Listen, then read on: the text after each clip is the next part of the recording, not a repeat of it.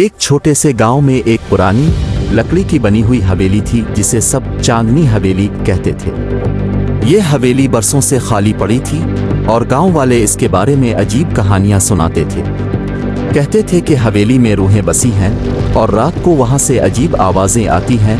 एक सर्दियों की रात गांव वाले अपनी अपनी झोंपड़ियों में दबके हुए थे। बाहर कड़ाके की सर्दी थी और आसमान पर काले बादल छाए हुए थे। अचानक एक जोरदार आवाज गूंजी और गांव के लोग अपने घरों से बाहर निकले। इनकी आंखें हैरत से फटी की फटी रह गईं। चांदनी हवेली आग के शोलों में घिरी हुई थी। आग इतनी शदीद थी कि पूरा आसमान सुर्ख हो गया। लकड़ी के शहतीरों से चटकने की आवाजें दूर तक सुनाई दे रही थी।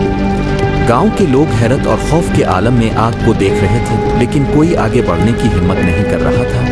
एक नौजवान लड़का अली, जो हमेशा बहादुर मशहूर था, आगे बढ़ा। ये आग खुद नहीं लगी, इसने गहरी आवाज में कहा। कोई यहाँ कुछ छुपाने की कोशिश कर रहा है। वो तेजी से हवेली की तरफ दौड़ा। गांव वालों ने इसे रोकने की कोशिश की, लेकिन वो रुकने वाला नहीं था। जब वो हवेली के करीब पहुंचा तो इसने देखा कि एक सायादार शख्सियत शोलों के दरमियान हरकत कर रही है। वो शख्सियत कोई चीज उठाकर बाहर की तरफ भाग रही थी।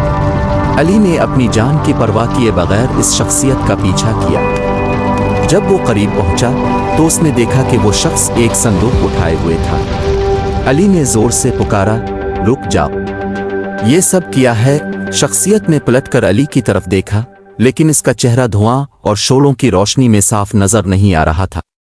वो जल्दी से संदूक लेकर गुम हो गया और चंद लम्हों बाद हवेली मुकम्मल तौर पर जमीन बोस हो गई। सुबह हुई तो हवेली के मलबे से ना कोई संदूक मिला और ना ही वो पुरस्कार शख्सियत। लेकिन गांव वाले आज भी कहते हैं कि इस रात अली ने जो देखा वो इस हवेली के राजों की एक झलक थी, जो हमेशा के लिए आग के शोलों में छप गई।